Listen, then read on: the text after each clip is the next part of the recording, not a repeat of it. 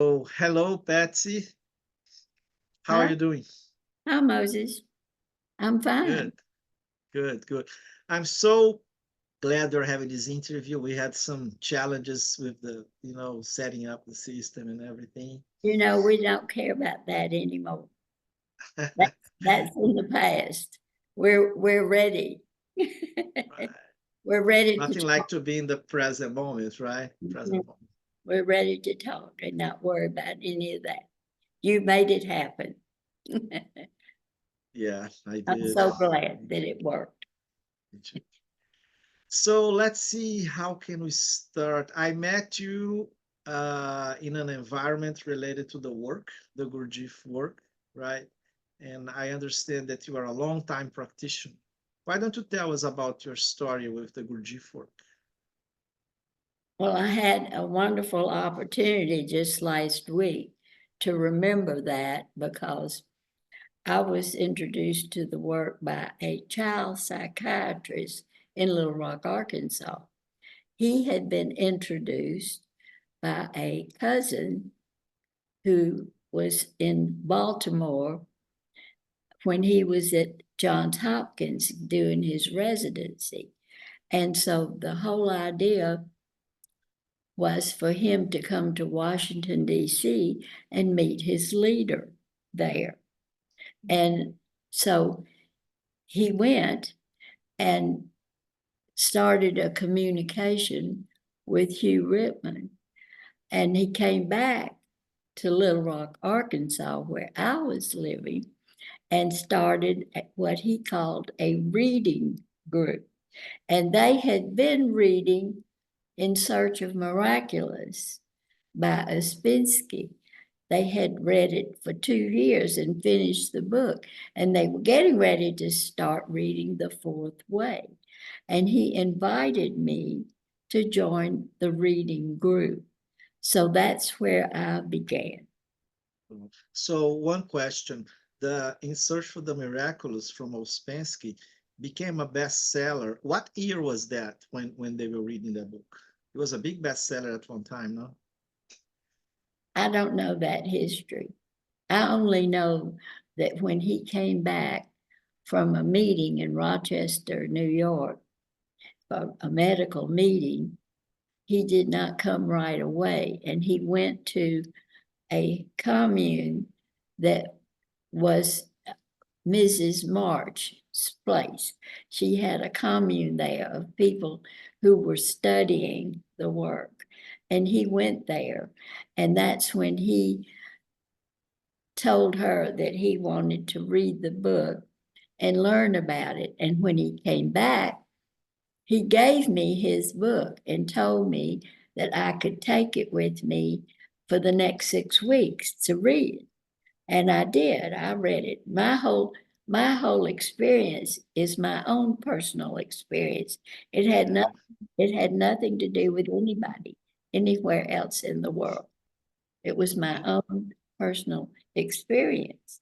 And so, so you felt an alignment with what you read in the book, right? yes, yes. And I was gone for 6 weeks on taking my two younger children to camp.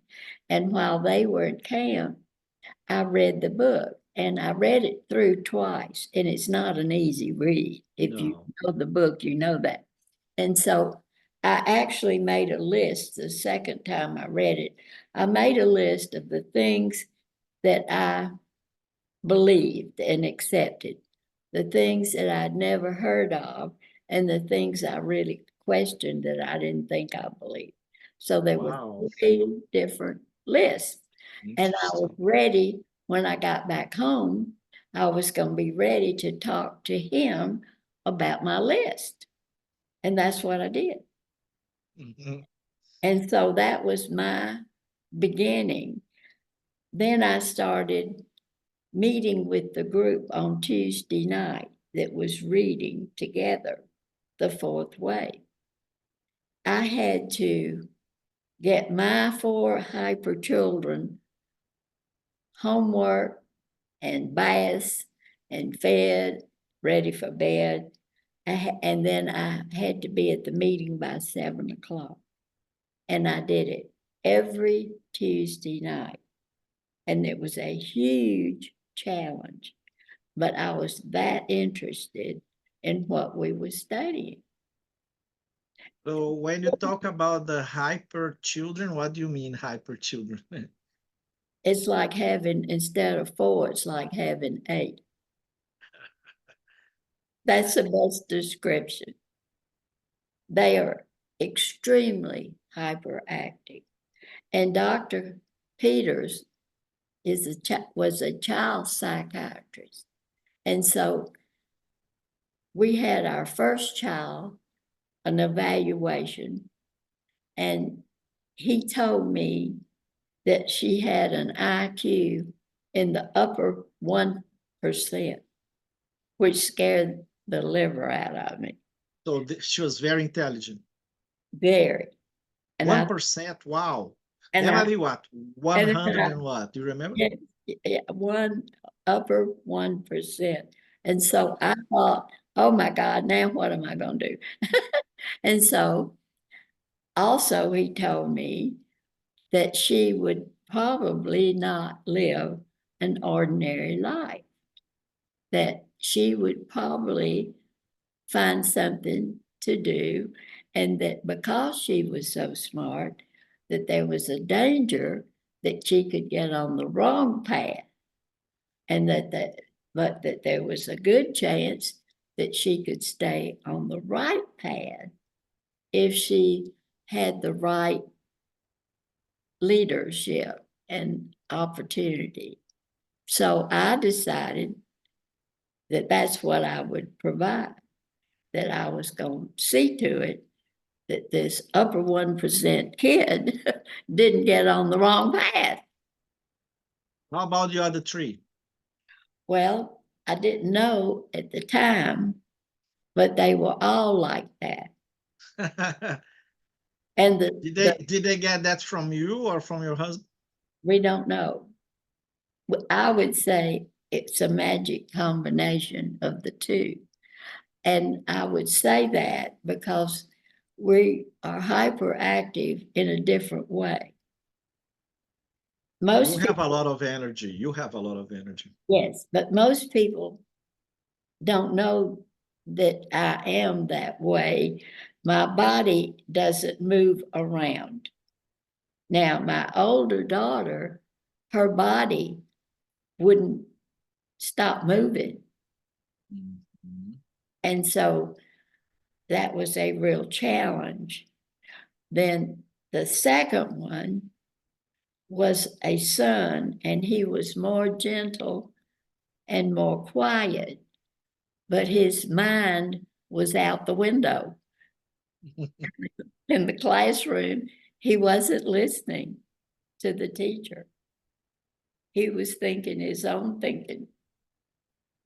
See the difference? See the difference? I can relate to that. I was drawing a lot during the whole school. It was so boring too. Yes.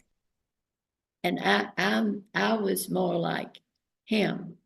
I could sit in the classroom and in 5 minutes I would understand what the teacher had to say, and then I was bored like you.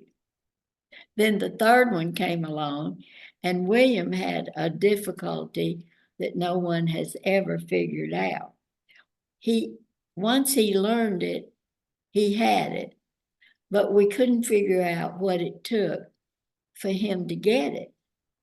And the teachers worked very hard in trying to teach him. So we had. Okay, so let me see if I understand.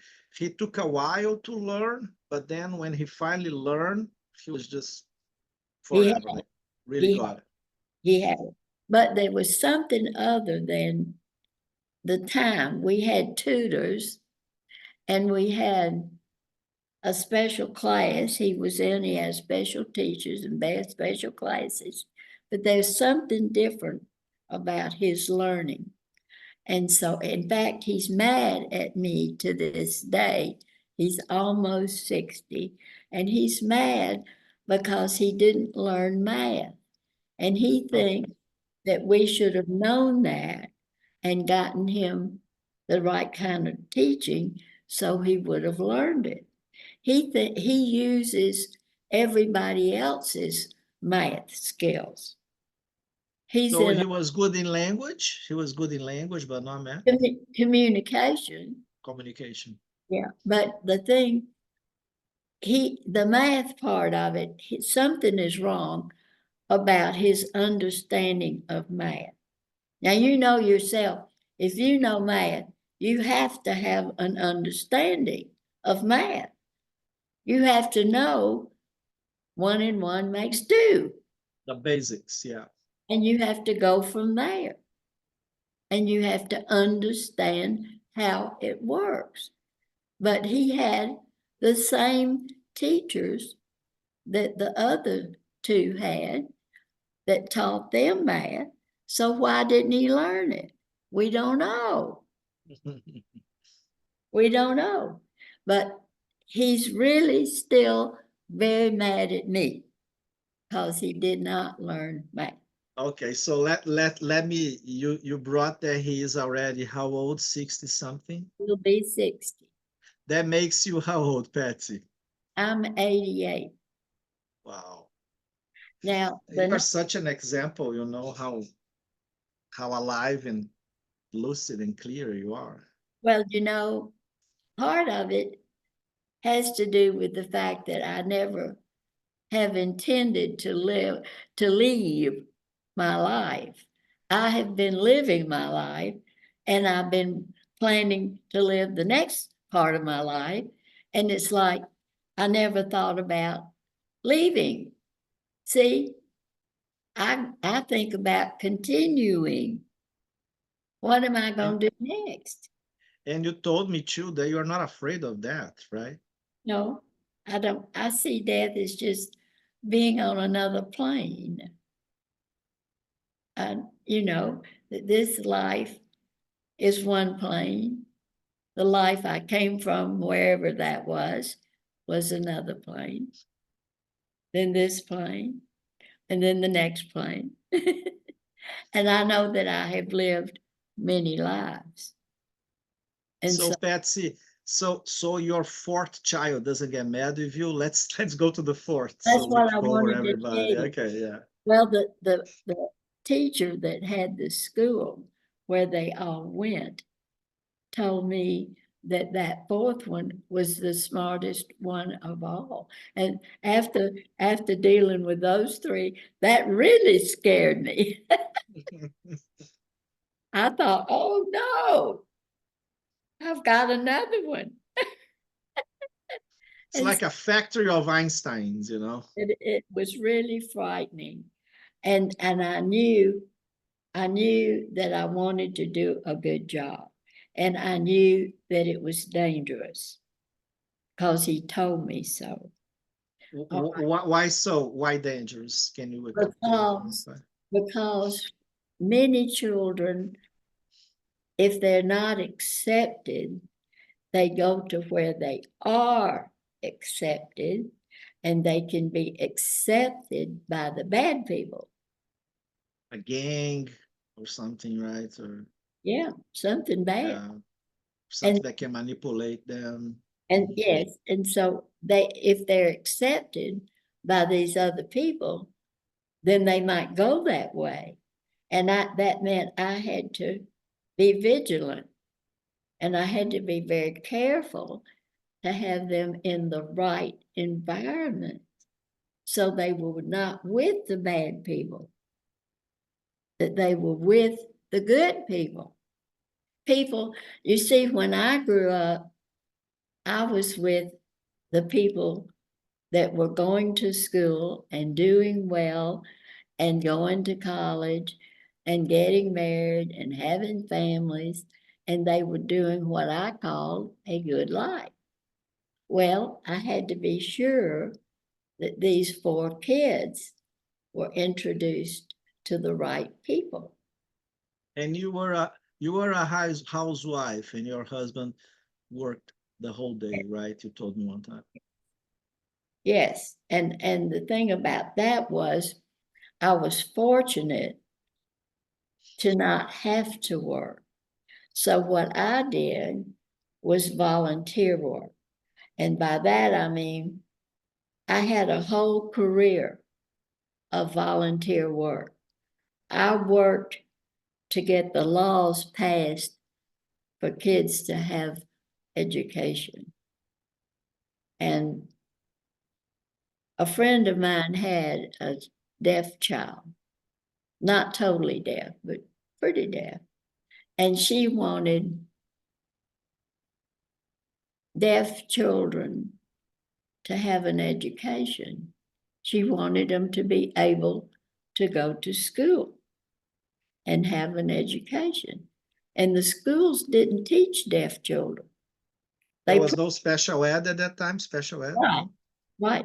There might be a class for the deaf and a class for the blind, but the deaf children, the problem about them is they didn't agree, all the parents didn't agree what kind of education those kids should get. Should they speak?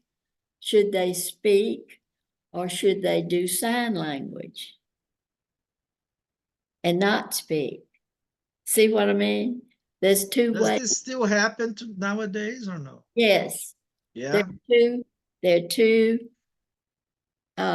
divided opinions about whether the children should speak or not. And But so, not all deaf child can speak, right? right, right.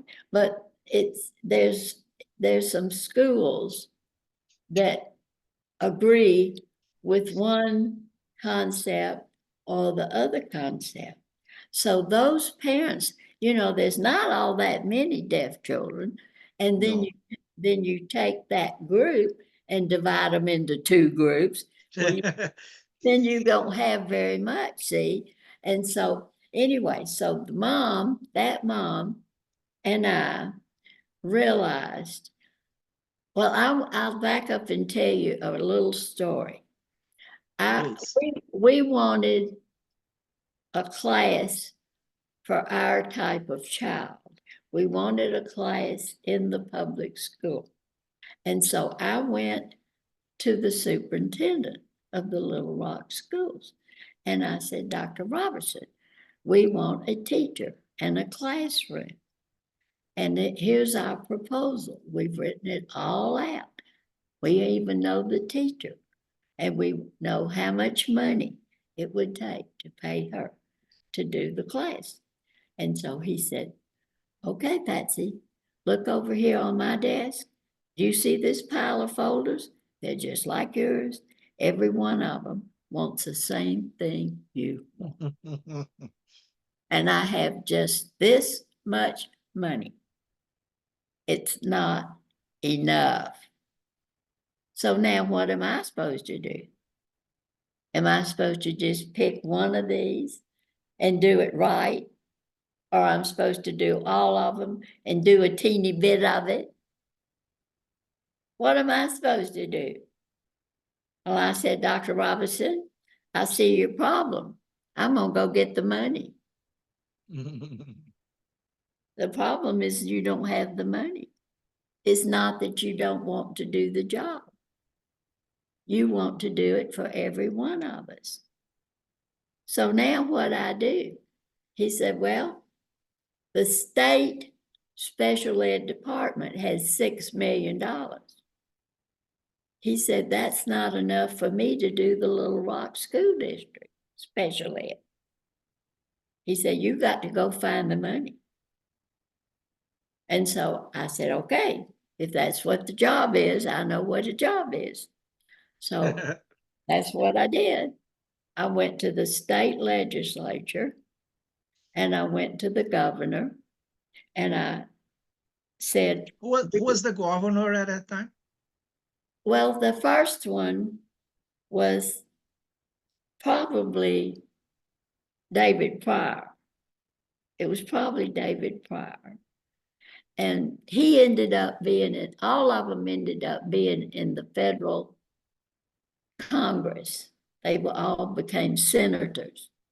But when they started out, they might have been, well, They might have been a state senator, but they ended up being a governor. And so I found out how it worked, that there was a state legislature and that there were committees, and that there was a committee called education. And that committee was the one that I needed to convince that we needed some more money, because they were the ones that had the money. And so that's, but I had all these other parents that had different kinds of kids. They had mentally retarded kids. They had cerebral palsy kids. They had blind kids. They had deaf kids. We had a school for the blind and a school for the deaf. But that meant the kids had to come from wherever they lived and go live at the schools. And that wasn't enough for the whole state of Arkansas. That wasn't fair, that they had to leave their home and come to Little Rock and go to school. That's not It's a lot of expenses, yeah. ought to be able to go to school where they live. Right. So it sounds simple nowadays. When we talk about it, it seems simple. In those days, people didn't talk about having a retarded child. They didn't talk about having a blind child. Or an ADHD child too, right? Yeah. There was not even this concept yet, I think. They didn't even know what a ADHD child was. They didn't even know what that was. And so when we formed an organization, when I realized what Dr. Robertson was saying, we were, as parents, fighting against each other, competing for the money, for the class. Like, my child needs more than you. My child is more disabled than you, or something like that, right? Yes. And like we were having to say, and poor Dr. Robinson trying to figure out what to do. So we decided to get that what was happening, we were working against each other. So we decided the thing to do was to gang up on them. And so we got everybody. We got 14 organizations. And there were 2 we didn't even have in the state. We didn't have a group for autism, and we didn't have a group for epilepsy. So, you know what we did? We made the organizations. And so we had every organization that we needed. Talk about being proactive, huh? Talk about. So it was called Coalition for Handicapped Children.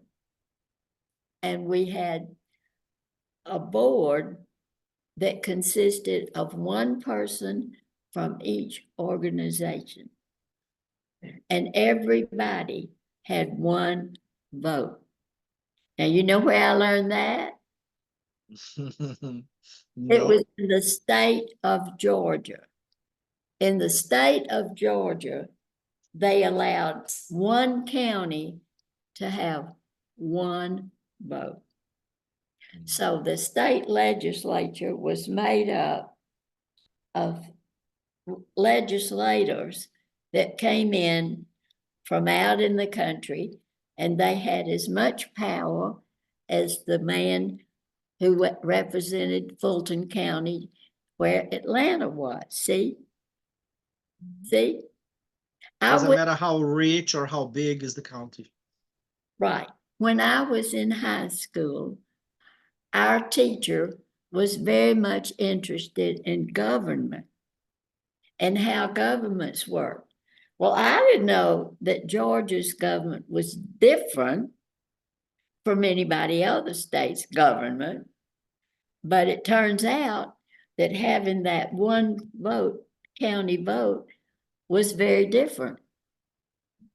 That a lot of counties had a vote that was they might have 3 votes because they had 3,000 people. They might have 6 votes because they had 6,000 people. See what I mean? Yep. Our state government was 1 person per county, and they had to elect that person to come to the state legislature. Well, when that person got there, they had as much power as the guy from the next county. So I loved it. I loved that concept.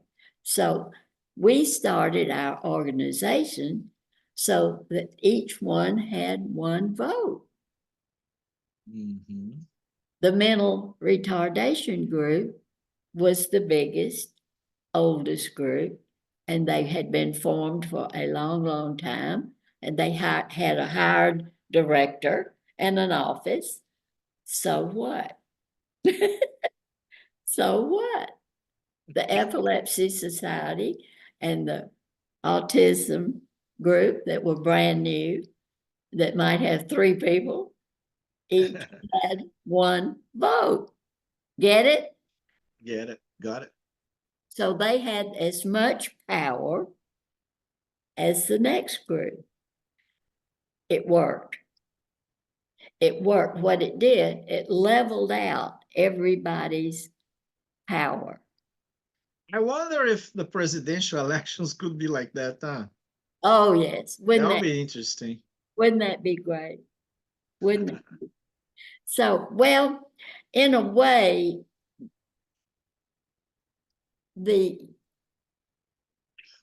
executive, what do they call it? I forgot. I can't say right this minute. What is the executive? Executive of what? Of CEO? each state Oh, has an executive. I don't know. You know better than me. Well, but it's based on their population. It's not like what I was telling you about the state of Georgia. It's based on population. So you've got New York, and they might have 3 votes, and you've got North Carolina, they have 1 vote. See what I mean? Okay, so there's a national executive committee, like, that's not the right name, but we'll come up with it. But the power is in the numbers of people. Yeah. Okay. And California and Texas are the biggest ones, right? Yes. Yes. All right. So now, when we're back to our little organization, there are 14, and we have 14 votes. All right. So we want to do something. One of the group decides they want to do something. Well, they have to sell all 13 of the other people. Nothing is going to be done unless it's 100% approved. It cannot, it has to be voted on, and it has to be approved. The majority wins? The majority No, wins? no, no, no, no. Oh, 100%. wow. So it's not by majority. That's a big difference too. So each time we came up with something that somebody wanted to do, they had to sell all the rest of them. So it made it very strong. Anything that we decided to do was very strong because it had 14 groups. And you see, the way they would cast their vote, they go back home to their group and tell their group, well, this is what the coalition wants to do. What do you think? Either you're going to vote for it or against it. And then they'd send their person back to the board meeting to vote. It wasn't just what that person thought, it was what their group thought. So it made it very strong, but it was very hard for anybody to get the group to agree to do something. And you were behind all this movement. You were kind of the initiator. My friend and I, Nan Ellen and I, put it together. But we had other people, see, who came on the board who were strong too. They were very strong, and they knew what they wanted. And so we went to the state legislature. Well, how would you like to have 14 moms and dads show up at your education committee meeting? How would you like that? And they tell you what they want.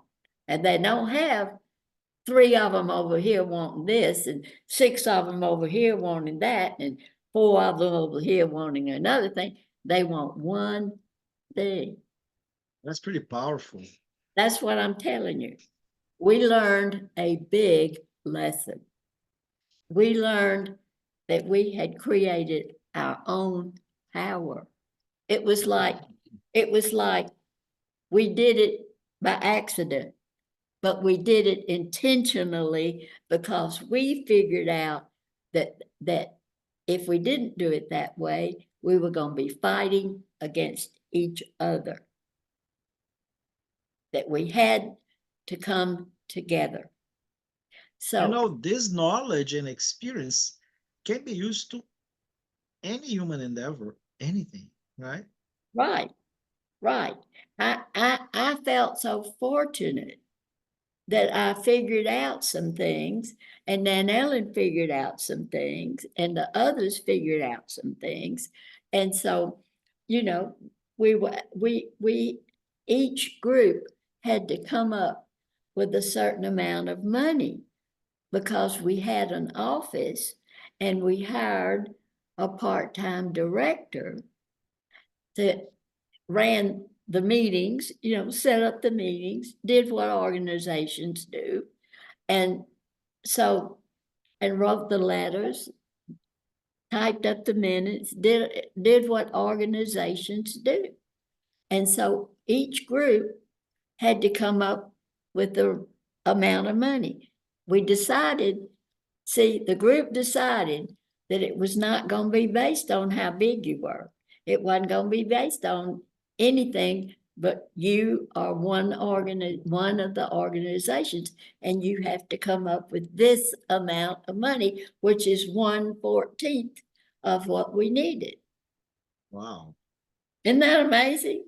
Even on that crowdsourcing is equally. That's great. Yeah.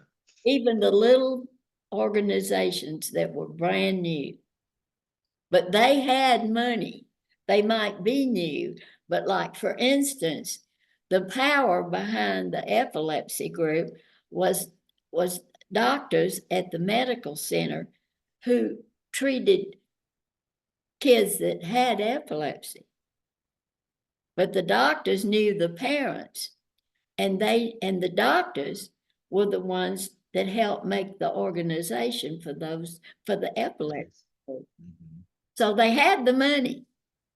So they got the money from their own pockets and savings? Yes, their own group.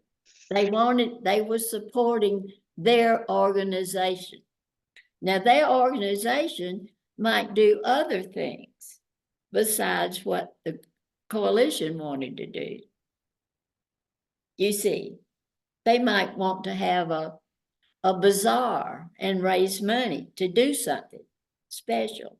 They might have a camp. They might want to have a camp for their kids in the summer. They might want to have a 2-week camp. See, that's one of the things the autistic group wanted, because autistic kids have a very hard time being with other kids. So they wanted to have a 2-week camp for their kids.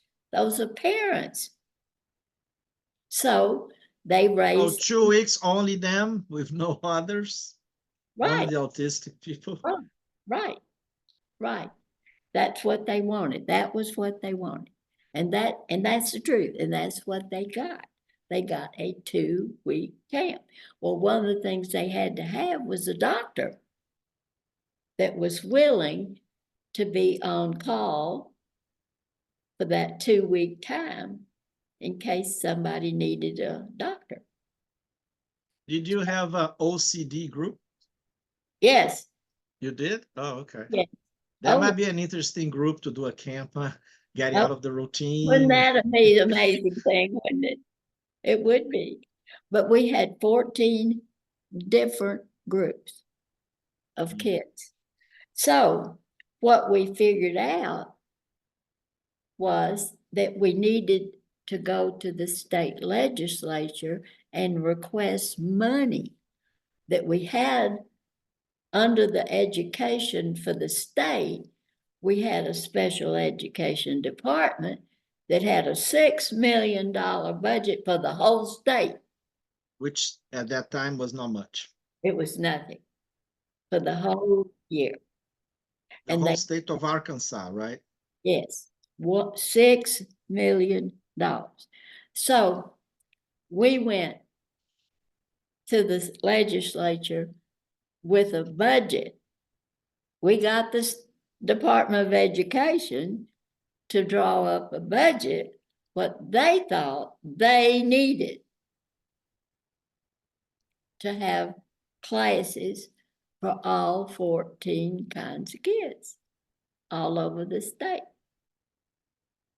We couldn't have figured that out. Parents couldn't have figured that out. We had to have the State Department of Education figured out. So after we figured it all out, guess who's next in line? The governor. Mm. Because if you get the state legislature to approve this amount of money, then the governor has to sign it. Mhm. It's part of the budget. Mhm. And you know what he told me? He said, sure, I'll approve it. But guess what? You're going to have to go get it. You know where it is? It's in higher education. The colleges have it. And you have to go take it away from them. A little bit of the pie of the, I thought that meant it meant new money. I thought it meant, I don't know where it would come from, but I thought that there would be new money. And he said, no, it's not new money. It's you have to take it away from the Department of Education, higher education, the colleges that have your money. I said, okay.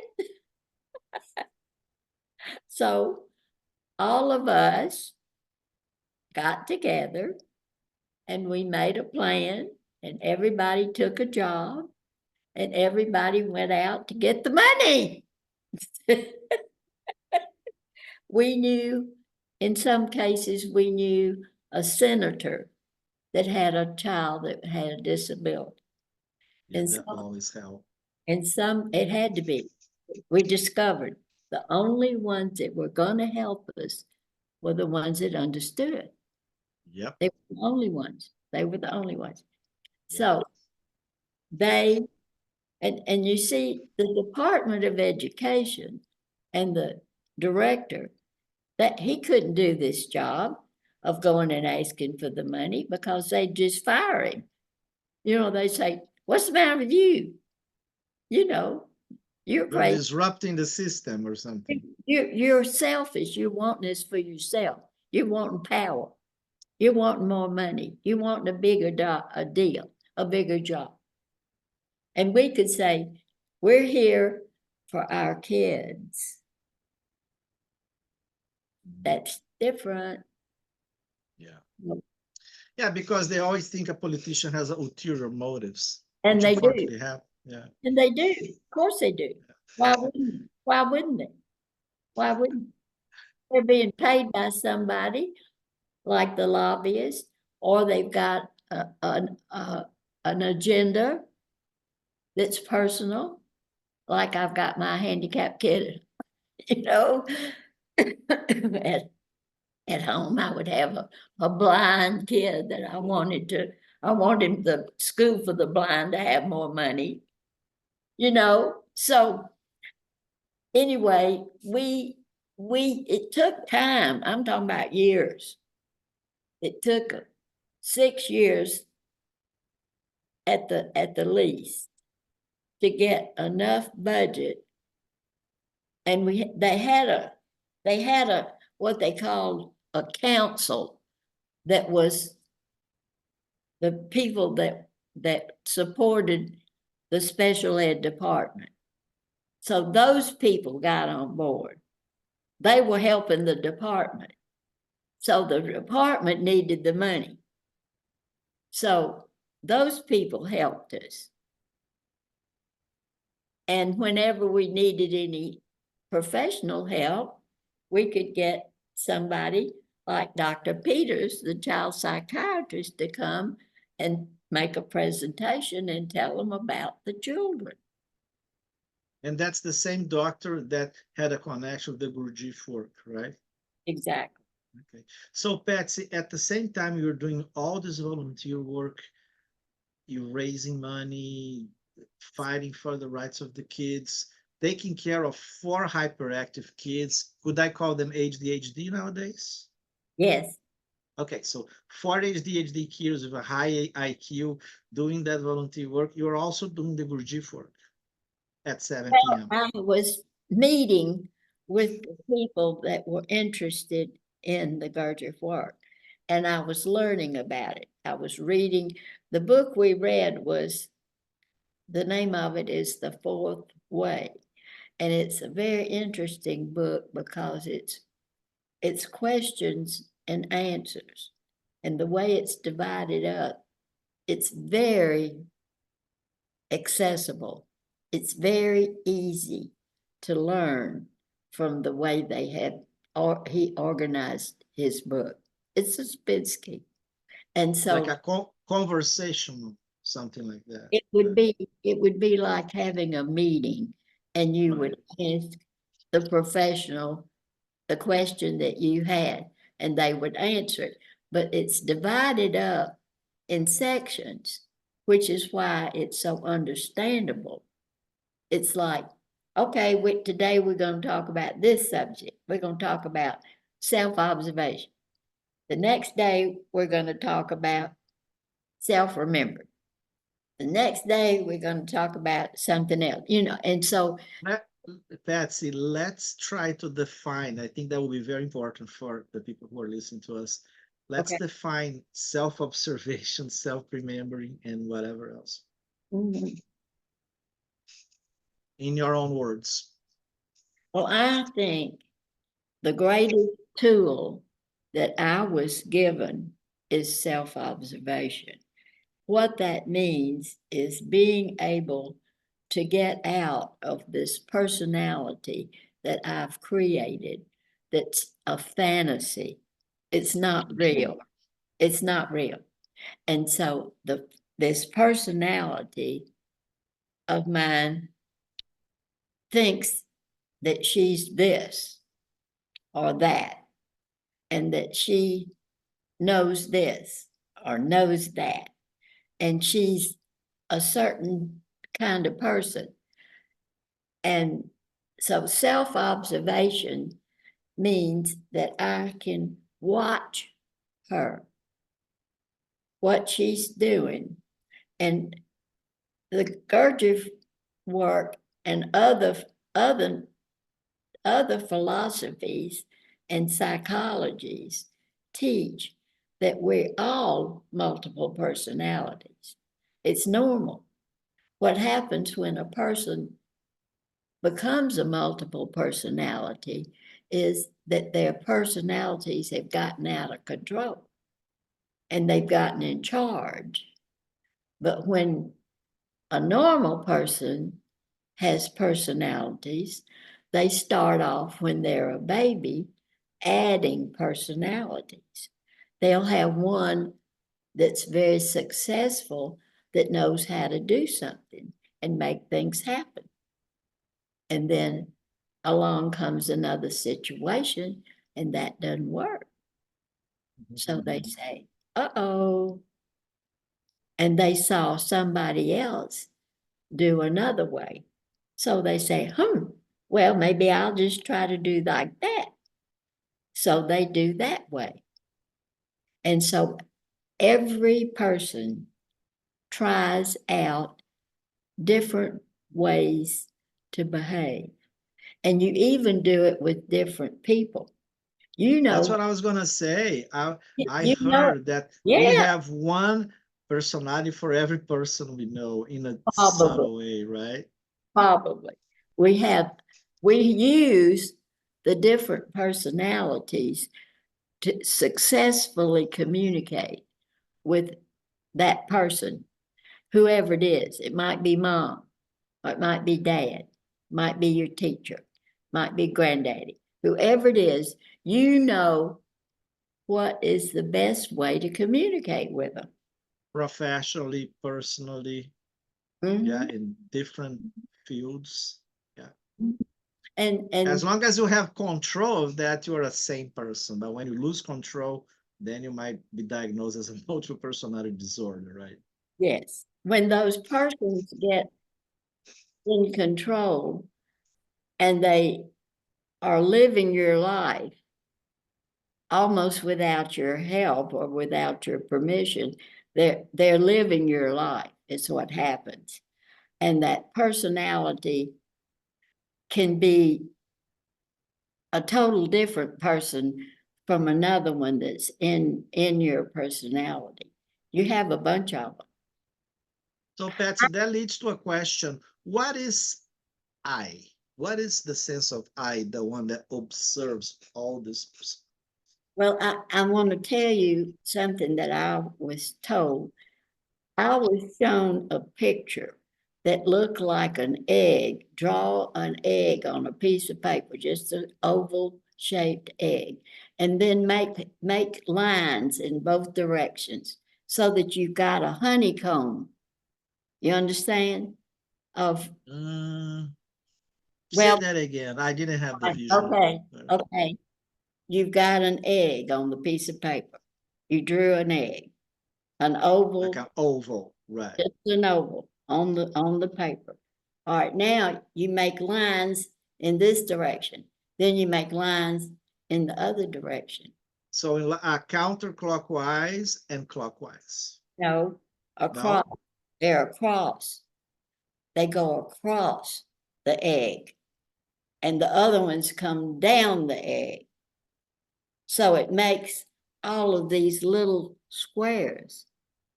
Now try to see it before we do So anything. horizontal and vertical. That's it? Yes, Okay. yes, yes. Okay. So now what have you got? A grid or something like a net. Yes. Now that does it. All right. That tells you what I'm talking about. Okay. So here's the baby. He's 2 years old. And and the first thing he did when he was born, he found out if he was hungry, what does he do? What does he do? Right? He cries. Okay. What happens? Mom goes and help him or give the breast or Yeah. try to appease the So it baby. Okay. worked. It worked. Crying Yep. worked. Okay. So what if he's in a family where they have 10 kids and they don't pay any attention to him? What's he going to do? Try harder. Yeah, that'd be one thing. He might kick and scream, you know. I mean, we don't know what he might choose. Or do something wrong to attract attention of everybody, put fire on the house or something. He might throw something, you know, Right. or he might, there's no telling what he's hungry. He's very hungry. So he's determined to do something. Okay. So, all right, one behavior is in one little square. And it works very well. All right. So, but then it didn't work. So he had to try another one. And it's in another little square. So as we grow up from the time the first moment we're born until now, we have developed behaviors that work or don't work. And it's like we were saying, some behavior works with one person and another behavior works with another person. So you observe yourself and you see how your behaviors are successful or not successful. So you can change the way you behave. So that's what I mean by observation. It's a pretty interesting definition. I never heard such definition. Interesting. Well, it's very pragmatic and it applies to anybody, anywhere. And it's a psychology that works. So now you've got self-observation. Well, what if you wanted to know if your behavior was working the best way it could, and you were watching yourself? Could you be critical of yourself when you were watching? Could you do that? And that's what self-observation is about. Can you be self-critical without being, it's not being critical, you're being observant, and you're deciding based on your observation what works and what does not work. So by being critical, you mean you are being analytic, impartial about it, instead of having the superego blaming yourself or making you feel bad about yourself or judging yourself. You just observe impartially. Yes. Now, the person that ends up with a poor self-esteem has not been successful in their life. They've not been able to get what they wanted or what they needed or what they wished they had or whatever it is. And they blame themselves and they feel like they should have done differently or they should have been better. And sometimes I've noticed, I think this is like a natural law. If a person have low self-esteem, as a mechanism of counterbalancing, that makes the person think he or she is better than others, brings some kind of sense of arrogance, right? It's kind of almost like the inverse. You might have a person that has done well and feels arrogant like that, but you might have a person who's done well who is grateful and is not like that. So there are all kinds of people, and there are all kinds of people, whether they want to change or not, or whether they want to get a better life or not. So now we're back to the idea of self-remembering. That's a good one. I can make it so easy. That's good, because this is one of the most difficult ones to define for me. All right, so if your wish is to live the best life that you could live spiritually, then how are you going to be any better than you are today? How are you going to be better? You're going to have to self-observe yourself all the time. I have a question, Patsy. How do you handle the challenge of self-observing yourself all the time and losing a sense of flow or spontaneity? Not being too much self-absorbed. How do you handle that challenge? It's based on how strong your wish is. Huh. how strong do you want to live a better life? Now we have to define better life. I mean, not everybody thinks the same thing. Yep. Some people based on money, but there are other people that are my people that want to be closer to God. They want a spiritual life. And so my intention is to be with the people who want what I want. Now that's everybody's wish, but everybody doesn't want the same thing. So I have to choose my people, and you have to choose your people. People say, choose your tribe, right? Right, right. It is a tribe. It is a tribe. Okay, so most people spend a lot of their lifetime looking for their tribe. So they may be reading books, they may be traveling, they may be going to different schools or to different churches.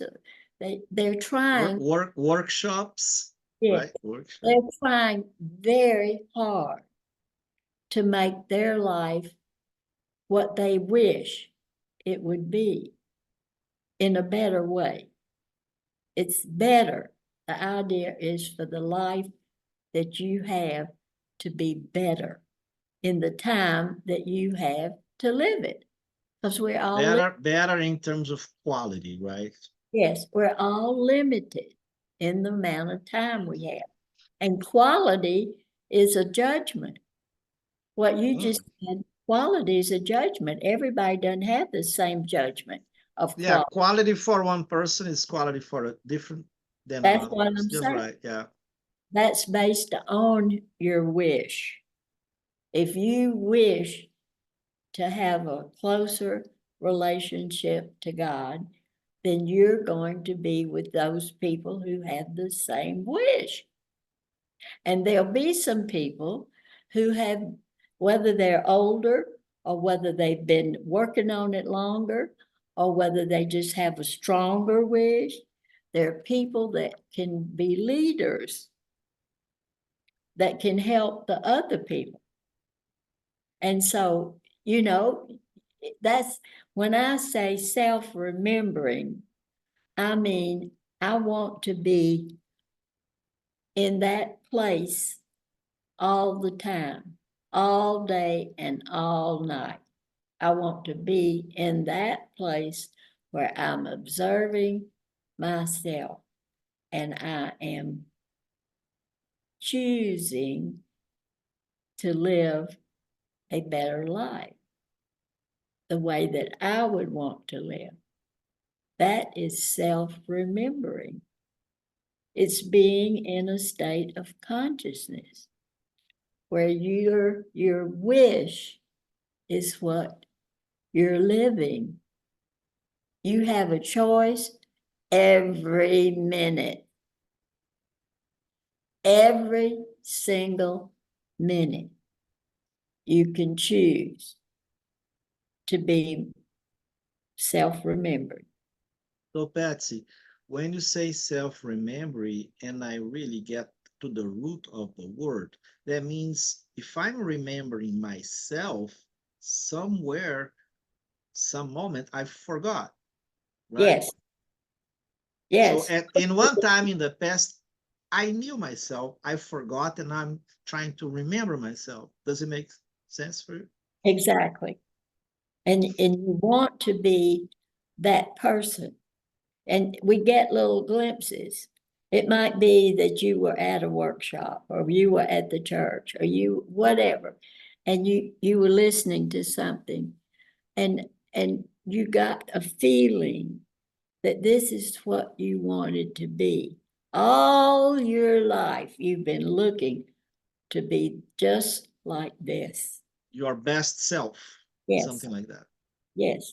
And so we have a choice all the time to whether we're going to be more like that or not. And nobody can make you do it. Nobody can do it for you. You have to do it yourself. That's why it's called self-remembering. That goes hand in hand with self-observation. Yes, your self-observation is your tool. That's what you use to see yourself so that you know whether you're living it that way or you're living it the wrong way. So if self-observation is a tool, self-remembering is what? Is not another tool? It's 100% self-observation. Oh, so 100% self-observation can be considered in your view as self-remembering. Yes. I never thought about that. So cool. And there's And like a third makes one, it- right? There's It makes it really easy when you break it out like that. It's like self-observation is just what you do to try to remember yourself. So when you're remembering yourself and looking at yourself, you're saying to yourself, you're saying, uh-oh, got on the wrong path on that deal, went down that wrong road. And, people try every kind of thing. And they try, and we're trying whatever it is we want. Do you want to be a family person? Do you want to have a wife? Do you want to have a husband? Do you want to raise your children? How are you going to do that? It's every single thing in your life.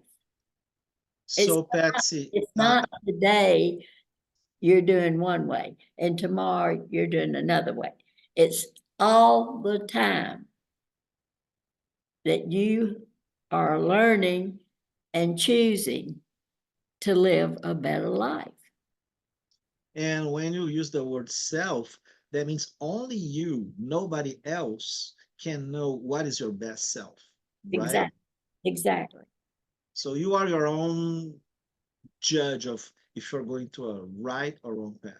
That's Exactly. amazing, yeah. And you might, That's and you very go powerful. like I go to the journey school at the church.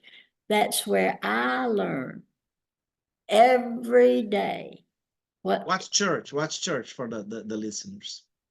It's the Church of Conscious Harmony in Austin, Texas.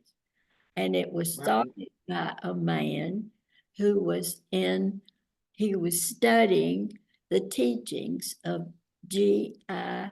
Gurdjieff, the Russian philosopher that taught this. And so he started a church so people could learn how to do this together. It's very hard. It is very hard to It's live. one of the hardest spiritual paths, right? The fourth way, because it's a path that you have to live in the world. Like you don't go to a top of a mountain or you, right? Exactly. And it's all the time. That's what the self-remembering means. And it means you're doing it all the time. It's not just when you're at home by yourself. It's wherever you are. It's not in a workshop in Costa Rica, for example, and then you come back home. Exactly. Exactly. It's all, like you said, they speak of the church as a monastery without walls. It means you're living in the world. You're having a family. You're having a job. And you're living in the world. But you don't have, like in a monastery, where they tell you what time to eat and what time to pray and what time to go to bed. And see, it's not like that. It reminds me of that phrase from Jesus, be in the world, but not of the world. Exactly. Right? Exactly. And Jesus, to me, is my teacher. Mm-hmm. By inspiration, he led a life that I would like to emulate. So that's my choice. But somebody else can choose what they want. Mm-hmm. Nobody is more right than another. the only people that are really wrong are the people who are mistreating other people. If they're stealing from them or mistreating, Exploiting, in any, manipulating, exploiting. if they're preventing them from getting what they want, then that's wrong. Yeah. So, and it doesn't matter if you choose a path that is a good path for you, then hallelujah, I'm happy for you. And I want you to be happy for me because I've chosen my path. See? And that's different. A lot of people are more judgmental, like I should be bad because I didn't choose their path. It's all about free will and not interrupting or Exactly. messing up with the free will of other, right? Exactly. The golden rule, right? Exactly. Don't you? And I should be, if I'm gonna live by the golden rule, then I want you to be successful. I want me to be successful, but I want you to be successful. And that and successful doesn't have to be what I want for me. It can be what you want for you. I can want that for you. And I can enable you, I can help you, I can teach you. Anything that I can do to help you is what I want to do. And I that, mean, if everybody behaved like that, we will be living in a paradise on earth. exactly. But what happened? What do you think happens? There's only one thing that happened. Greed. I want for me. I want Selfishness. for me. I want for me. And I'm going to take from you. What is the root of greed and selfishness for you? What is the root of that, Fear. spiritually speaking? Fear. You think? I'm afraid that you might get what I want. Oh, wow. That's the root. I might take yours away. I might get mine and you wouldn't get yours. See, and it can be. You know what you just reminded me? The biblical story of Cain and Abel, Mm-hmm, mm-hmm, which many people, Jordan Peterson, for example, which is somebody that I really respect, said that's the root of evil. You know, exactly. And it's always fear-based. If I weren't scared of you and scared you gonna take what I want, then I would be loving you and wanting you to have what you want. the It's the best for opposite. everybody. It's the opposite. If everybody's living their best life in their best selves, everybody is satisfied, everybody's happy, right? And they're And it helping, sounds utopical, but it's possible. and they're helping each other. Exactly. And that's what works. That's what works. And then if we help each other, we don't need help from a higher authority like a government or whatever. Like we are helping each other. We don't need to rely on somebody that has power over us. well, that's power got there by mistake. You see, it was originally built on helping each other. Like, and so the government is supposed to be the biggest helper. Mm-hmm. Yeah. And it's supposed to have the power to help everybody. So, But most of the time is you get into the same enemies, greed and selfishness. exactly. And so what's happened is we deteriorated into competing against each other instead of helping each other. Operating. Mm-hmm.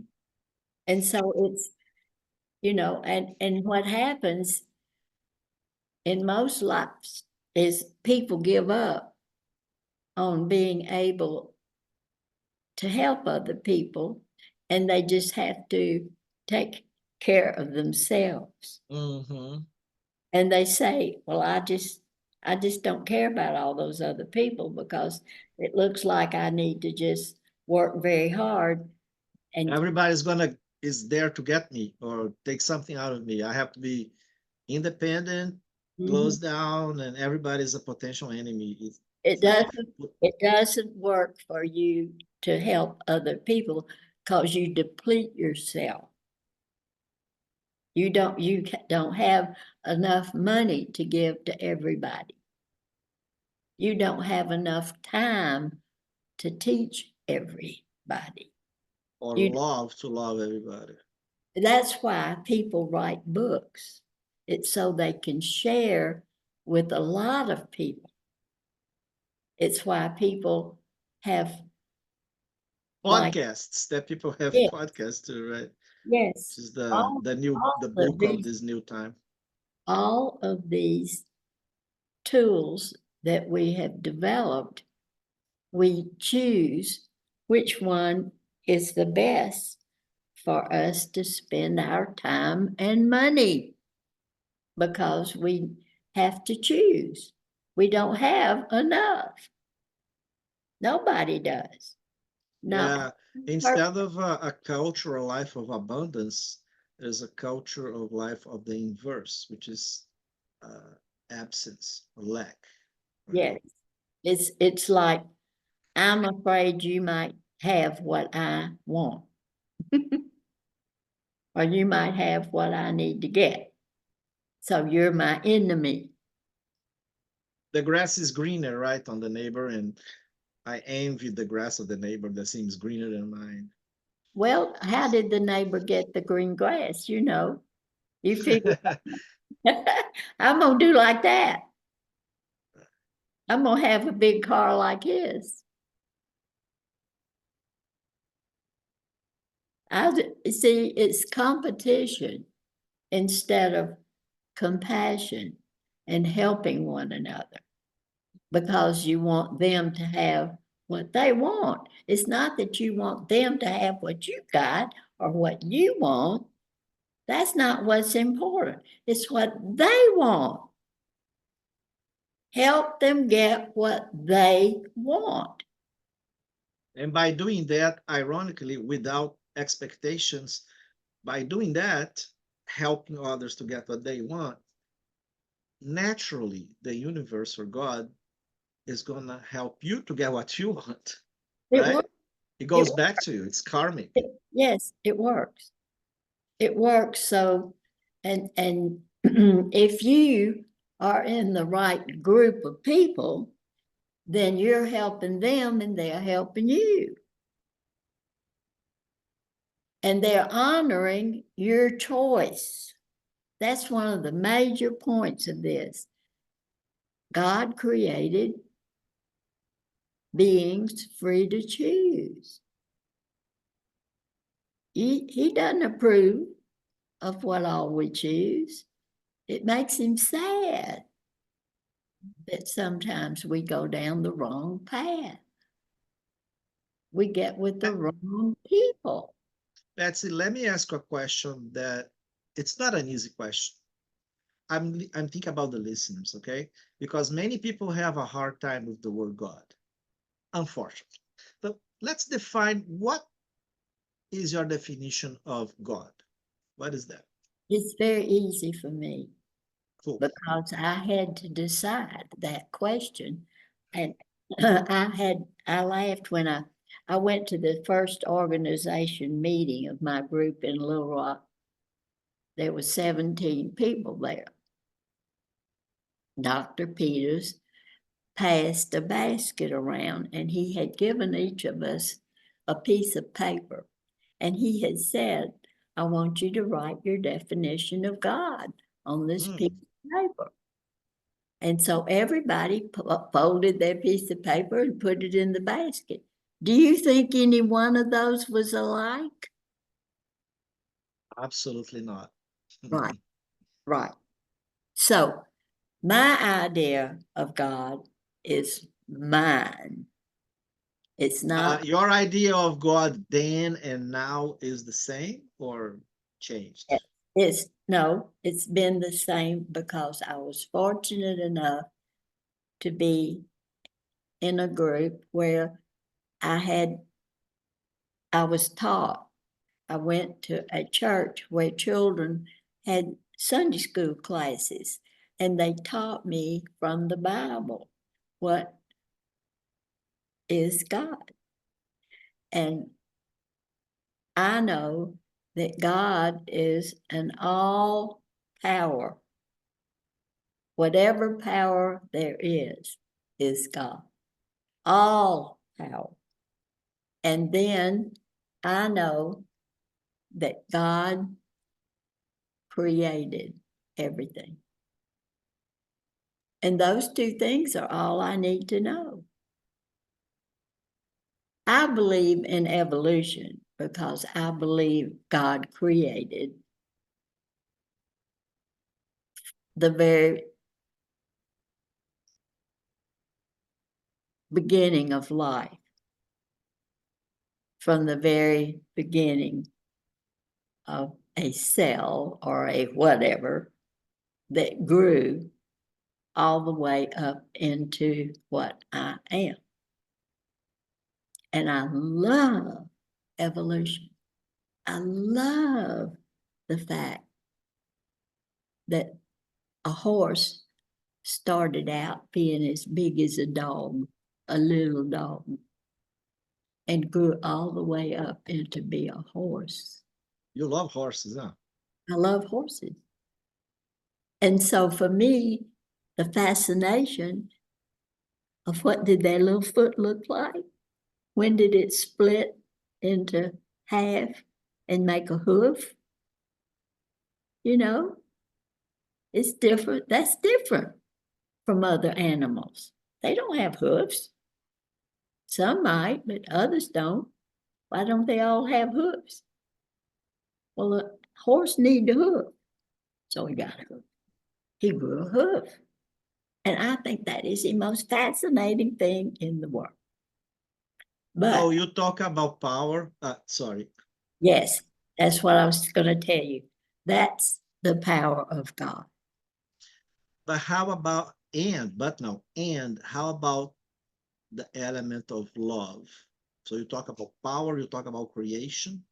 Where do you insert love in this equation? If you insert. In the very beginning, there was God and there was love. There was not fear. And there was not, any of the negative attitudes. God was love. God is love. So you put love as almost like an opposite to fear? Yes, definitely. Okay. Definitely. Okay. Definitely. And God is love. So anything that is not God is fear. Anything that is not love is not godly, for example. Yes, it's not fear. God, love, and fear are opposites. And there's So now that we are talking about opposites, what is the idea? Since I asked you about what's your definition of God, what is your definition of the inverse of God? well, to If me, there is a being or is just fear, you believe well, in I'll tell you, devil or Satan or something? to me, fear is the absence of love. And it's very understandable because people come up in different environments and they learn different things and that they're not responsible for. They've been taught things. And so they believe that they have to compete and fight for what they get, what they want. And they have to mistreat you and get what you've got so they can have what they want. And so there's going to be, that's what war is. War is taking from somebody else what you want. Mhm. And so Pillaging. Yeah. easy, that's easy, easy.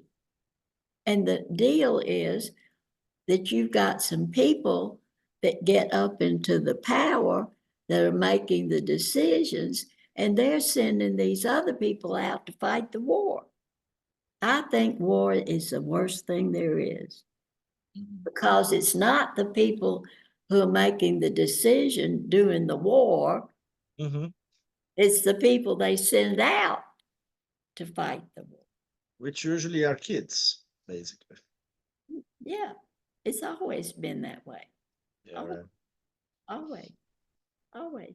And so the people that get up into power, whether they're elected or whether they're inherited or whatever, however they end up in the power, they're the ones that make the decisions.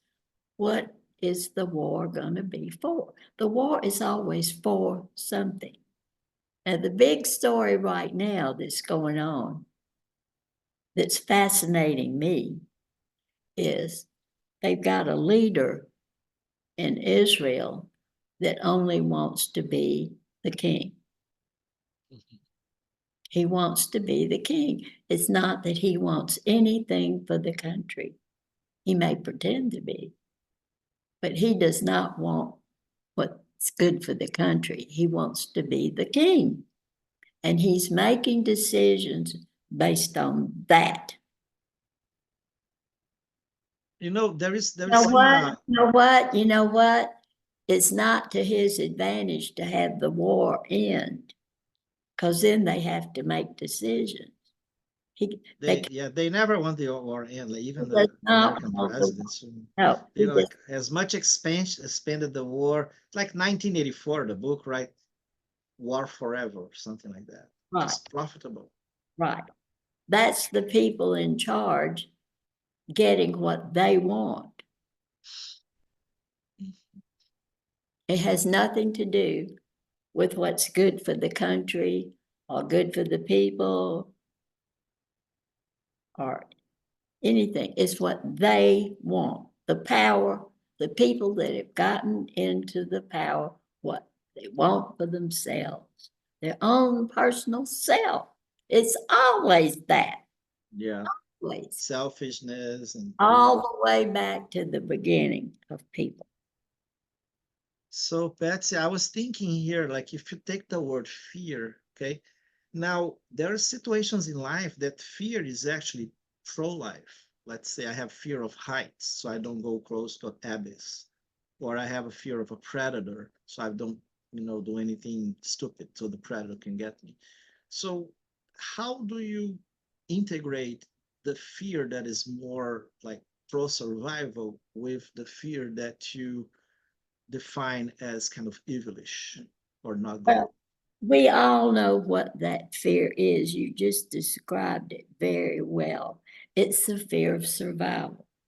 Now, the fear of survival is not the same thing as what I want for myself. See the difference? I guess I need you more clarification.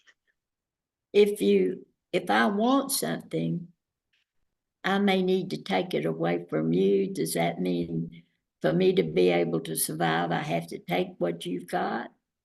No, that's the bad fear, right? Yes.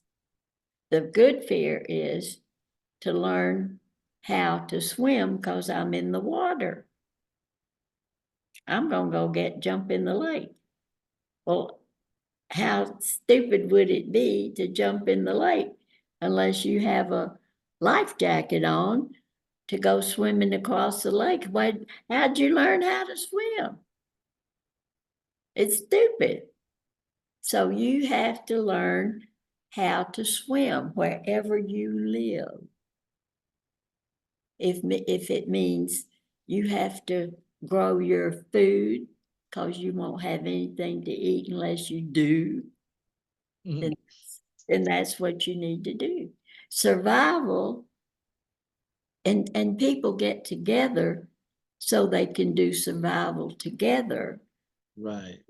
Everyone do their own task that contributes to the whole community. Yes, Nobody needs to be the cook. No, if everybody was, I mean, somebody's the cook, somebody is the warrior, somebody is the, I mean, warrior in terms of defense, right? No.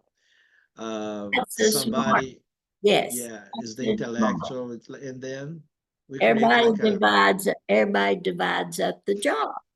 What could right, be smarter? What could be smarter? I don't and like pro survival, yeah. I don't like to do something that you like to do. So Or that I have a talent, a natural talent too, right? People have different talents. you do that and I'll do what I like to do. Because most people like to do what they can do well. That's something that's important to know. Most people like what they can do well. That's real important. So those people choose based on their capability. Mhm. And so that's how we end up with people being successful in whatever job they have. It might be me and mom, might be, whatever, being a helper at home, being the cook. It might be the one that comes and does the laundry. It's whatever's good that you can do. Hopefully, you can get recognition and commendation for doing what you like to do and do well. And if you do well, you end up making a living naturally, That would right? be success for everybody. I should value the fact that you can do this and I can't. I should value the fact that, oh, this person can do this and that. But instead, people compete And instead compare with each other too. instead of appreciating what those other people can do and and giving them the recognition or the money or the awards or whatever it is or the power to do what they can do well. It's so much beautiful. Like if you admire what is good on the other, what the other does good, instead of having envy or comparing, oh, they're better than me in this or that. It's so much more beautiful when there is And mutual appreciation, right? yes, and it's why should I have to do everything? Why shouldn't I want you to do what you do well? Because it's what I don't want to do and can't do. See? And I should appreciate what you can do. And so that has always made me feel befuddled. I don't understand when people don't appreciate another person for what they can do. Like if they can play the piano, good. If they're an artist, great. You know, I mean, why don't we honor and give credit to people for what they are able to do? And So, then Patsy, um, if you self-observe, if you look at yourself, how would you say, what is Patsy good at? What was Patty born to do here to thrive? my best capability has been to put a group of people together and work together to get what we needed and wanted. And Wow. that's been what I've done all my life. And I was taught that by my father who knew how to do it. Oh, And really? I watched him do it. That's how I learned.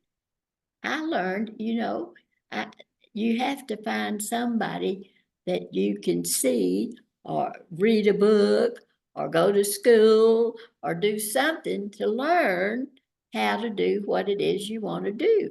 Not everybody is a Mozart.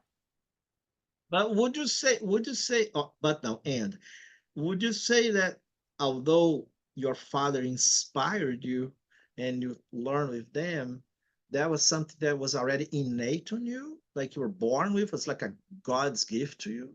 Yes. And I think that had I not had that, I would have found another somebody to inspire me to use whatever skill I did have. Yeah, yeah, that's Well, see, and I found one of the things that I discovered was how to use the skills that other people had, that I didn't have to know how to do everything. So you're a good, you know how to delegate. Yes, and I know that I can't do everything well. And And I, you yes, trust in other people. yes, and I know that I am grateful for their capabilities and I honor their capabilities. And I, it's like I give them the credit they ought to get for being able to do what they can do. They And might love you for that, huh? People then, might reciprocate and very then positively to that. I want the same thing from them. For me, I want them to honor me for my ability to do what I can do. What if they don't do it, or if they have a hard time doing it in relation to you? What happens is they don't succeed and they go where they can succeed. People don't stay where they can't succeed. They don't stay there. They're going to go where they can succeed. That's where people get in trouble. I was telling you earlier that sometimes children get with the wrong group of people, and it's because they go where they can get approval. And so if I am in school and I'm not doing well in school, then I might get with the people that are not doing well in school and they get in trouble. And maybe I'm one of the ones that knows how to do stuff that get in trouble, or to do stuff and not get in trouble, steal things. I could do, There is always bad company everywhere, right? In school, oh work, yes, oh yes. But you see now neighborhood. why, but you see now why. These are people that are needing success. They're needing to be successful in their life. And they're needing approval. Maybe they don't. In the end, is everybody's suffering, right? And suffering can manifest in different uh, manifestations, right? Yes. And Yeah, that's our they might compassion. not see, like they might not have a dad. And so they have a single mom that's trying to raise them. And so they they might be that they're living a different life. And There's always a trauma somewhere. there's always limitations.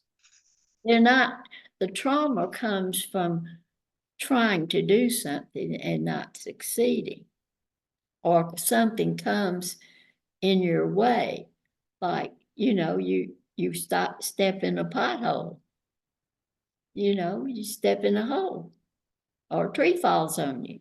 That's not anything you did. That's not anything you did at all.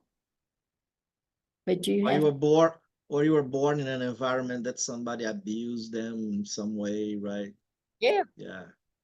that child is not to blame for that, but they're still trying to live their life. Everybody is trying hard. Everybody is trying. I find the tool of self-observation being the best tool for me to learn how to live my life. Patsy, coming back, I'm glad you came back because I have a question to ask you. My understanding of the main tools or guidance from the work, and I'm talking like about Maurice Nicole, which is somebody that was a disciple of Gurdjieff, right? There were three. One is self-observation, the other is self-remembering, but there is one that you didn't say anything yet, which is non-identification. I wanted to maybe talk about what you think about it. Non-identification is just simply that you think you are what you, if you're observing, like you're self-observing and you see yourself being like this, and you think that's you. So they're all integrated and interrelated, right? Yes, and there's so many. You have so many personalities to make use of all day, every day. You use different personalities. And one of those can be the one that you think is you. You think you're this smart cat, or you think you're the one that can swim better, or you think you're the one that can play the music better. You think that's you. And if you lost that, like we have a person with us right now who lost her mother, and she and her mother were so close, but now she doesn't know who she is. She's saying, who am I? My mother's gone. Now who am I? I thought I was me with my mother, but I'm not. So who are you? First of all, who are you? And you can accept that you are multiple personalities. That's normal. Don't let anybody tell you that it's not. That is normal, to be multiple personalities. Patsy, how do you differentiate, if you differentiate, non-identification from non-attachment? Let's see, non-attached would be the same thing, wouldn't it? If you I think don't know. if you think that that's you, then you're attached to it, aren't you? Yep. I think that's what it would be. You would think that that was you, so you would be attached to it. And so you would have to let go of that attachment to be able to see a possibility of being different. I have a question. Yeah, I have a question that it intrigues me until this day. And that's also related to that church that you go in Austin, the Church of Conscious Harmony, right? How do you integrate Gurdjieff's teachings of the fourth way with Jesus' teachings in the Bible? Same thing. You There's not think so? any difference. Not any difference. Not any difference. Jesus may have had other tools that he taught us to use, but his objective is the same thing. He said, love one another. That's all there is to it. And that's what Gurdjieff said. Gurdjieff It is. was. That's what it is. And if he had said it that way, then it would not be accepted because people wouldn't understand it. But if you teach people to be compassionate and to try to help other people, then that's a different thing. And so that you don't end up with people competing against each other. That's the whole objective. You don't want people competing against each other. So, Patsy, if Gurdjieff and Jesus were deep inside saying the same thing and had the same intent, why do you think Gurdjieff is very criticized by some people and Jesus is not? Or maybe Jesus is, I don't know. But why do you think that there's a difference in how people see each one? They haven't learned enough. Learned enough about They're limited. They're limited. They're very limited. If they've studied the Gurdjieff work, they might say, well, I'm not Christian. Well, he was Christian. Gurdjieff was Christian. What is a Christian? What is Christianity? That's a good question. That's a good question. It's a following of Jesus. That's all it is. That's all it is. How does he talk about Jesus in his work? How does he talk about Jesus? Well, I can't tell you anything specific. I just know what he would say. Yeah, I think he doesn't say anything directly, but he uses very Christian principles, Right, right, and teaches. right. I know that it has been said that Gurdjieff wanted to bring the Eastern religion to the West. And I think I thought that made me mad when I first heard it. I thought, you're gonna make me do something I don't want to do, You think you Got know? all those Asians there Yeah, throwing my throat. you think you know. You think you know. And you gonna tell me no. And so when I finally heard it as teaching me the principles of Christianity, well, that was fine. Because that's what I wanted. And I decided that Gurdjieff was the closest thing to Jesus to how to do it. It was a how to. How do you do it? There was a lot of tools that he left us, right? Yes, if I just practiced self-observation, I'd be horrified at what I saw. One time you told me something that I found it really interesting. You said that you have been in the Gurdjieff path for like how many years already? Well, I was probably 20. So it's been 64 years? 4 years. Wow. So And you I, have been in the Gurdjieff path for 64 years. But then at the same time, you told me that you have explored, you have a very open mind and heart, explored this and that, but always coming back to the Gurdjieff path, right? right, And now the Christianity too. yes, yes. And I have a lot of friends who think the same thing. And so I get with those people. And that's the way I want to spend my life, is with people who believe that. And So you found your tribe. You find your tribe. yes, and that they can help me. They will be supportive, and they will be encouraging, and they will teach me. And I can watch them and try like they're trying. And It's it's so important, right, to have this camaraderie and this yes. complicity, right? Otherwise, you're following somebody else that doesn't have the same wish that you have.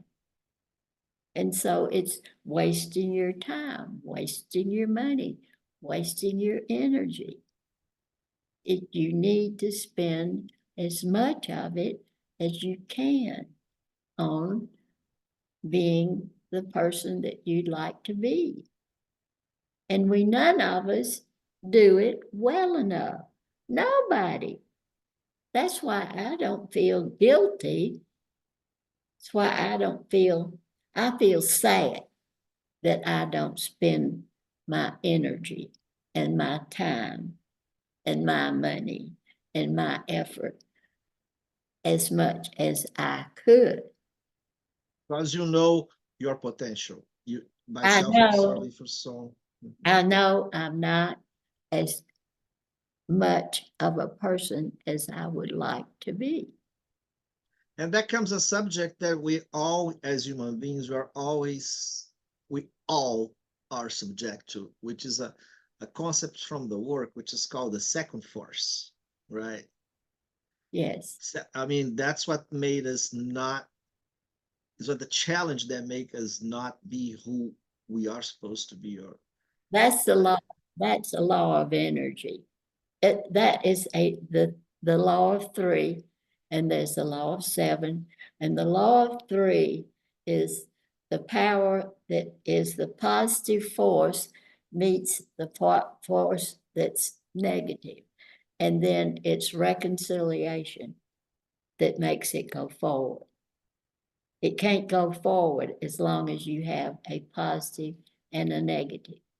That's a stalemate. nothing's going to happen until you have a reconciliation. There's not going to be, we've got a war of Israel and a war of Palestine. What's going to be the reconciling power? I'm wanting it bad and waiting. Where is it? Where is it?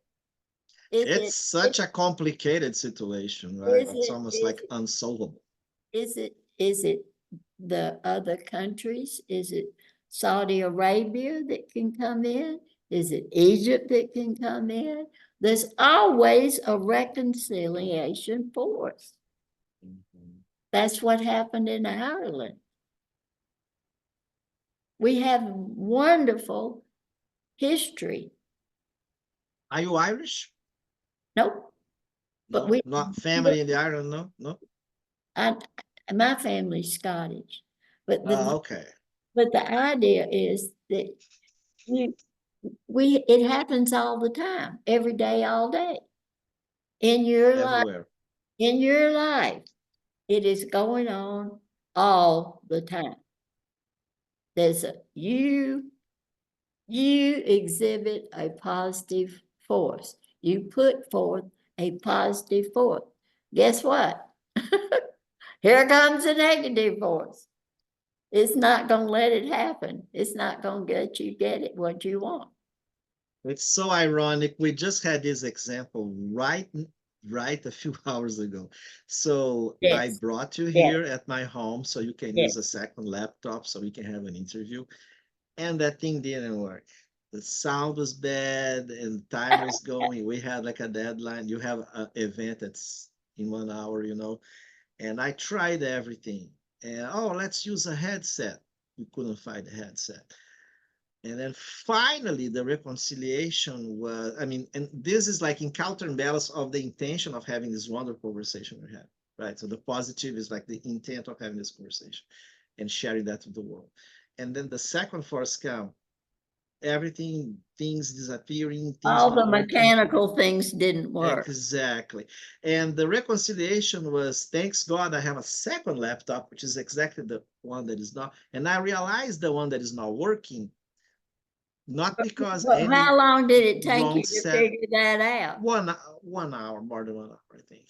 You So I was thinking, okay, maybe this is a setup problem, there's a software problem, maybe there's something. No, the problem was in the hardware. The computer simply was like bad, right? Something happened. You thought it was the headphones at first, and then Yeah. But see, it's like I was telling you about my trip last week. I didn't have to go and do everything in one day. I had to plan so that I got to do everything in 4 days. And so I didn't think about that. My daughter had to come up with a suggestion. I was sitting in the same stew and trying to make it work. It wasn't going to ever work that way. Never. And she came up with the idea, well, why don't you come earlier and do what you want to do one day and then do what you want to do the other day? And I felt stupid that I had been so stuck on the fact that I had to do it all in one day that I could not see any alternative. So, that's the beauty of other people's perspectives, right? exactly. Because we get blinded sometimes. Exactly. And so I was fortunate enough that she was listening and saying, well, why don't you just come a day earlier? And I really did feel stupid and that I had not realized that possibility. But if I look at myself, I can say, well, that was not stupid. That was being stuck in my Yeah. Yeah. And and I forgive guess that you yourself. didn't you applied the non-identification to that thought that you were And stupid, right? forgive yourself. Forgive yourself. Don't blame yourself and say you're bad. That wasn't being That bad. that thought always come, right? Oh, you Yeah, are bad or you're stupid, but that thought is not you.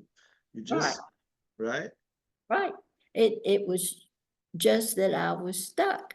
And so when I got the suggestion, sometimes they talk about it, throwing you a rope, throw you the rope. Okay. It's like, I'm stuck. Somebody throw me the rope. I'm stuck. I'm going down. I can't swim.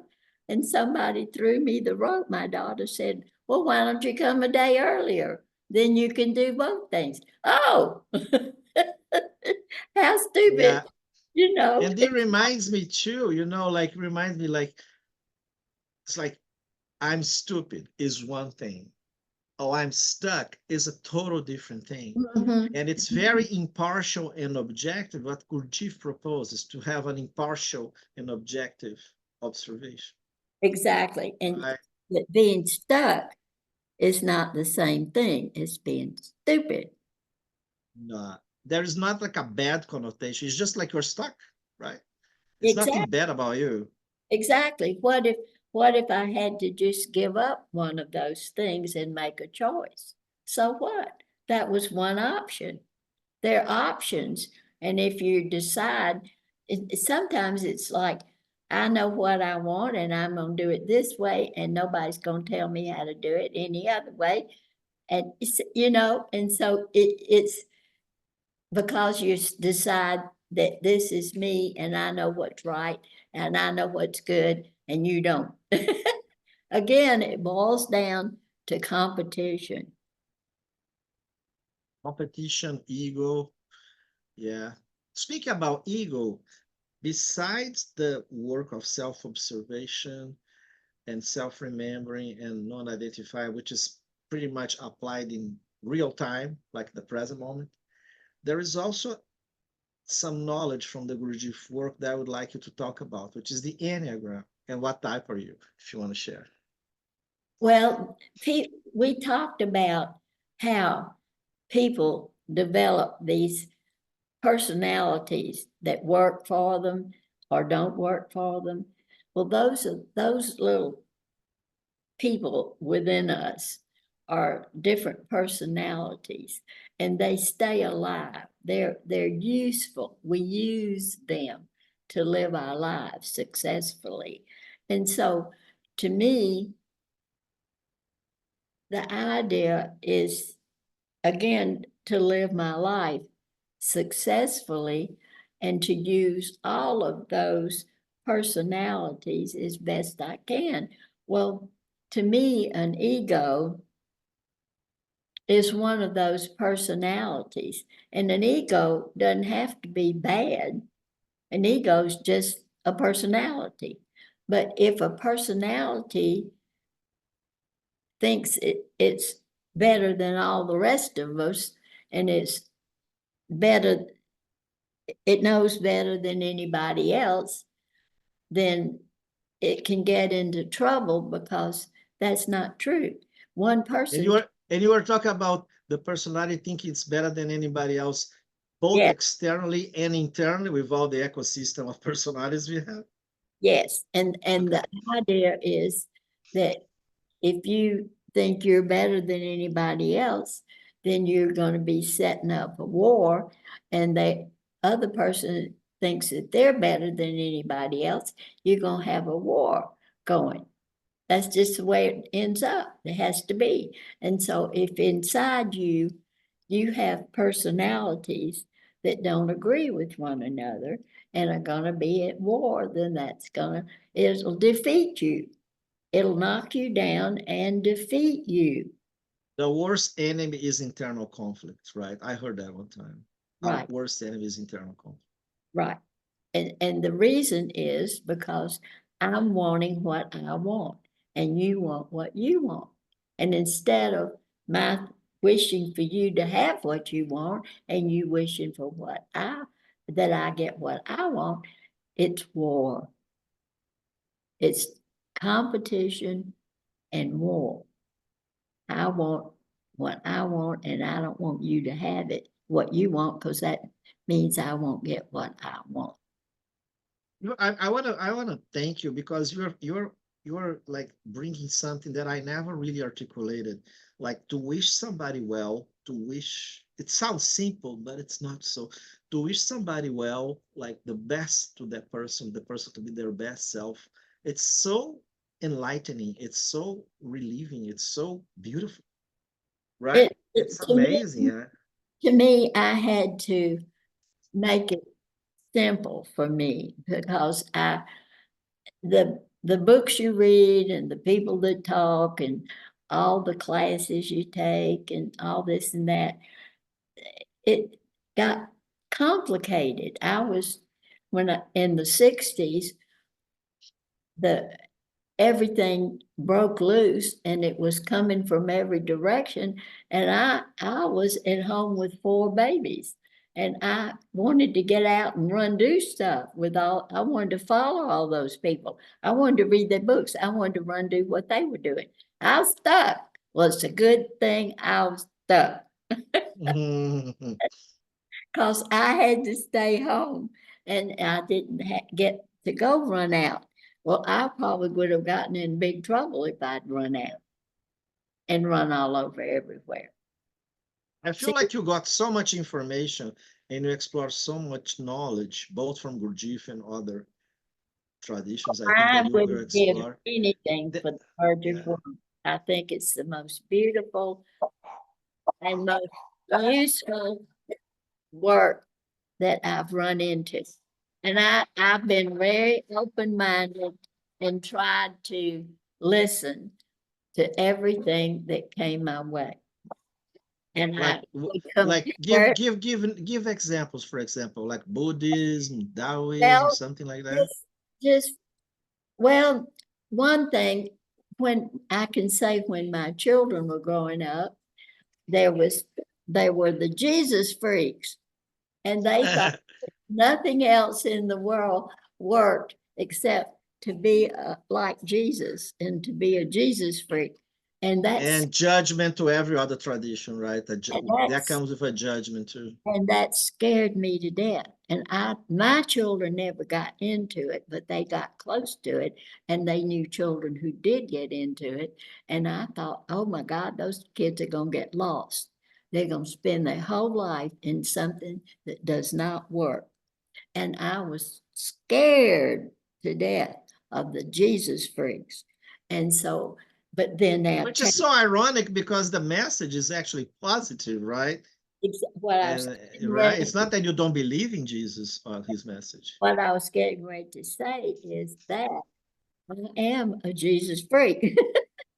I believe in what the Jesus teachings are, but I know that the Gurdjieff teachings is the same thing. And I know that I can follow the people who teach the Jesus And teaching. you don't judge other people that believe otherwise, right? I think that's the big difference. No, they want to do the same thing that we want to do. They want to live a better life. And now, They have their own beliefs, they have their own yes, upbringings. if they get into wanting to take away from me or take away from you, I can get real mad at them. You know, I want us to be successful, and I think we have found the tools that will give us the success that we want. And So, so, Patsy, coming back to the Enneagram, okay? How do you use the knowledge of the Enneagram? And could you define to the listeners what is the Enneagram? And why well, is that important for you? well, the history of it is there's diverse opinions about where it came from, but the fact is it's a psychological study of our personalities, and it turns out that there are 9 of them that we can break out into, and that they I have by history learned that it's true that people are mostly one of those 9 personalities. And one of the things that can get me madder than anything I can think of is for you to you tell me what kind of type I am. You don't know. You don't know. I know. I know. I know what kind of type I am because I have listened and learned and self-observed myself. And I can see what type I am. And so, because that's what they have talked about and I've learned. So I use it as a tool for self-observation. A tool for self-observation. Yes. And I mean, I haven't heard anybody else say that. Yeah. I Oh, use the Enneagram personality type as a tool for self-observation. okay. So I Quote, can understand unquote, better. I quote, love it. quote, I love it. quote, Uh, unquote. what did you say? Sorry. I'm saying quote, unquote. If you Quote want to unquote. quote me, if you want to quote me about anything, say that I use the Enneagram type as a tool for self-observation. I love how you distill the whole Gurdjieff work into your own words and make it really simple and practical. I love it. Well, So can you? I'm so glad that you appreciate it because I found that I was struggling like everybody to understand it. I might It's not want, easy. It's not easy. I might want to, but I might not get it, or the right person wasn't telling me what I needed to hear to understand it. And so and I also love the fact that the teaching puts a real importance on understanding. Understanding is different from knowledge. Mhm. You can, there are a lot of people, even at the church, that'll quote all kinds of things. They'll tell you this person said that, and this book was written about that, and all this stuff. But that unless they can teach you something that enhances your understanding, I can tell you it's worthless. It's worthless. And there's some So people that get, understanding is knowledge applied, something yeah, like that. yes, yes. And the people that get a hold of things sometimes run off with it to make money and to be successful. And they take you, they take all your energy and time and money, and you don't get what it is you really need, which is understanding. I think of understanding as almost being experienced. It's Mhm. Gurdjieff said, do not believe a single thing till you tried it. Mhm. To me, that's the secret to understanding. If you try it, if it works, then you understand. If it doesn't work, you understand. Yeah, they all teach by being a role model, right? By example. And Yeah. Jesus also teaches by telling stories, which stories it's almost like knowledge and practice in a personal situation.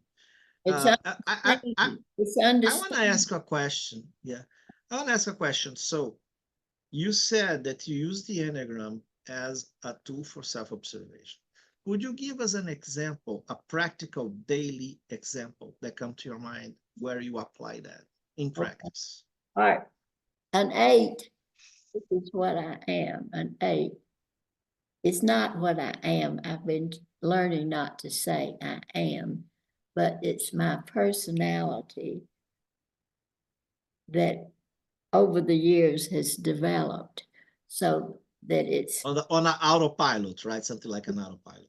yes. And so that personality of mine wants to be in charge. She feels safe when she's in charge. So anything that threatens her ability to be in charge is going to scare her. And so that person in me is going to do everything that she can do to stay in charge. Which is so ironic because that's one of your biggest strengths. When I ask you, like, what is your best self? You said to lead, to Yes, connect people, right? So at the same time, that is your main strength, is also your main um, limitation, or it's, would you it, say something like it, that? yes, it's even my greatest danger is Mm. to be, see, I can be afraid that I'll lose control and not be in charge, and I can misbehave. So if you are in charge, correct me if I'm wrong, if you are in charge of a group of people with a clear positive purpose, and you almost like you're doing something higher than yourself, or being like just a channel or a vessel to manifest something, Exactly. that's the good. But when the ego and the self-importance come into the picture, and you want to lead because of out of fear, that's where sin comes, right? Or the Well, bad it's comes, the danger. It's the the danger. danger. It's the danger that I might behave in such a way to keep the control Out of fear. and Mhm. keep, yes, and be in charge, stay in charge because I want At to. all costs, stay in charge Yes, of all costs, even if you yes, have to hurt other people. yes. If you see the danger that's coming and you're afraid, then you might be able to make the wrong decisions. And that's how you use the Enneagram to self-observe and to Yes, redirect yourself sometimes. yes. I was in Amazing. I was in an Enneagram group for 10 years that had every type, and each type would explain how they had reacted to something that happened. And I learned and learned and learned and learned from the examples that they told about themselves. They would How did tell you get that? How did you get that group? Was an accident, or it was by purpose that everyone was a different type? that it just happened they were in the at Oh, different, wow. and Interesting. and there were three. Was there any repetition of types? Like There two were people? three. There were 3 8s, which is extremely unusual. And then there were the other types. And so that's where, and how it developed was the people who started the group had had leadership experiences. They'd been to some workshops and learned, and they came and offered it. And the people that wanted it, said, hold up my hand, I want it. I'm in. I'm in. I'll put my $10 a month in the pot. And so I want it. I could see the value. And it was nobody was going to make me. I was going to have a chance to look at myself. So, Patsy, you identify like you're as an autopilot.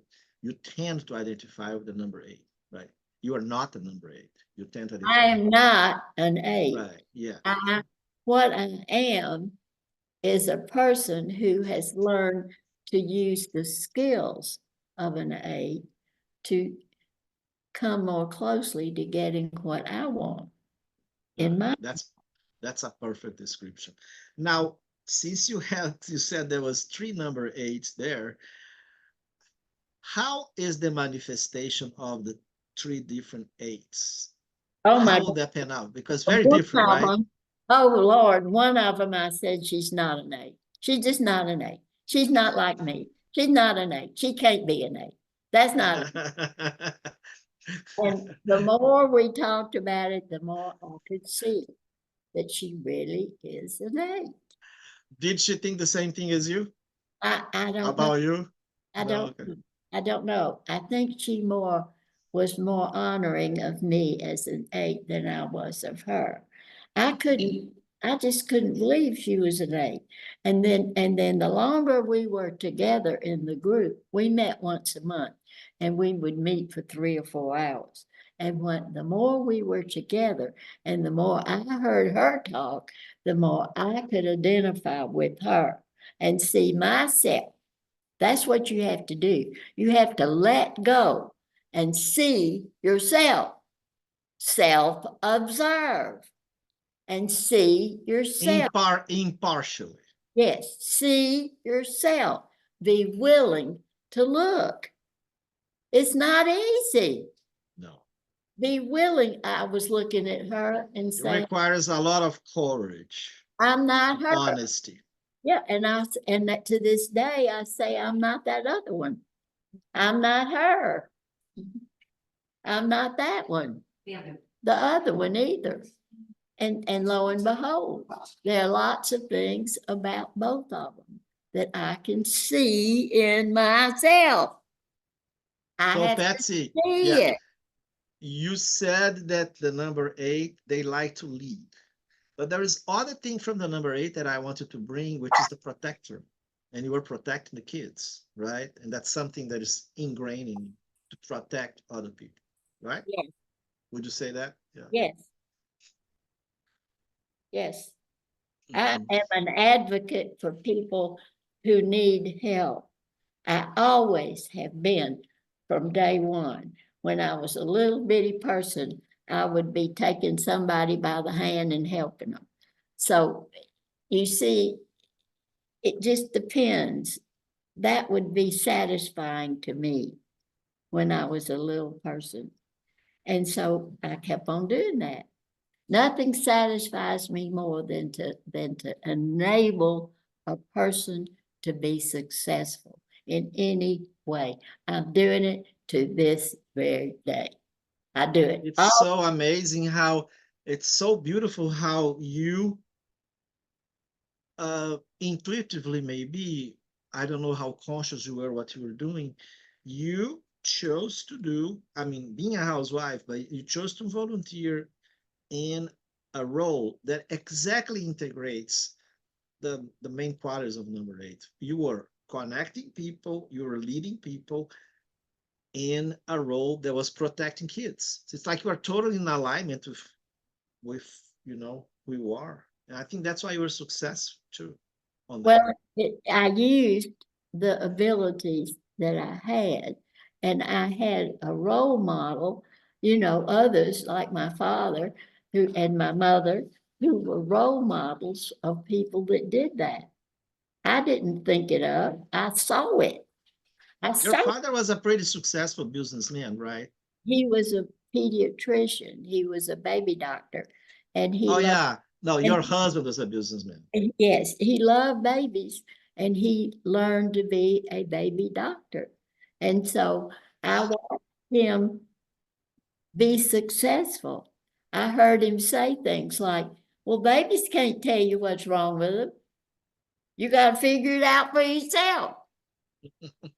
I love And that. how did you do that? Well, you poke on them and they quiet.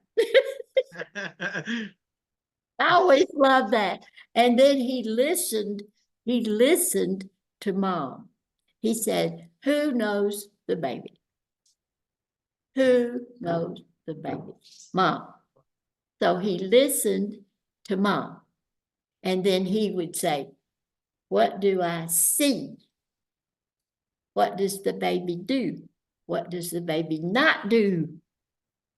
What does the mom say? And it all is added That up. requires a lot of humbleness, especially from a professional that had a degree on medicine that's supposed to know it all, right? Like Well, to I honor the I female agree. I agree. I thought it knowledge. was fantastic. But he's an 8. He's an 8. Oh, he And was an A too? yes, and I learned from him how to be an 8. A How to, healthy A, a healthy A. well, sometimes and not all the time. And so Again, you got his humbleness too. well, he had a drinking problem and he ended up getting rid of it, but he had some problems. My mom could have given up on him and thrown it all away, but she stuck in there. And so he ended up going to the hospital and getting detoxed, and he didn't do that until I was married and had all my children. And it was my brother and I and the whole family ganged up on him It was a and, different time where people and said, might feel more embarrassed about that than now, right? To go to yeah, rehab or and something. said, you are going to do this or else. That's what we did. You are going to do this. He said, I can do it by myself. Well, the doctor said, try it for 1 month. If you can't do it, then you have to come to the hospital. So he tried it and he had to admit he could not do it. Now, this is a doctor that has, and how big was that to admit that he could not do it? Right. Isn't that big? How big is that? Huge. Huge. Huge. Now, that's my example in life. That's my example. How about your mom, Patsy? How I about was your mom? thinking, I was thinking, right, I was thinking the very same thing. My mom was a leader in another way. She like befriended people, like, like, like they liked her. And so they would want to be with her. And then she would That want, sounds like somebody that I know. okay, Like okay, you, right? okay. And so she literally would make people want to be with her and to do things with her. And then she would learn from them. And she became a nurse and she became an anesthetist and she became a children's anesthetist. And that's how she met my dad. Wow. And so she was very successful in what she learned to do. Now, the thing was that she married and she quit her profession. So she used her skills to do other things. She became like the leader of the garden club. She became the leader of the Bible class. She became the leader of a volunteer group that was to help children that lived in the mountains that didn't have an opportunity for education. She became a very active part of the people who were working for that. See? And I See? guess she was a very good mom for you and your siblings, if you have. Yeah. Yes, she was a good example. The problem was she was not able in her way to express her emotions. She would not Oh, say, I love you.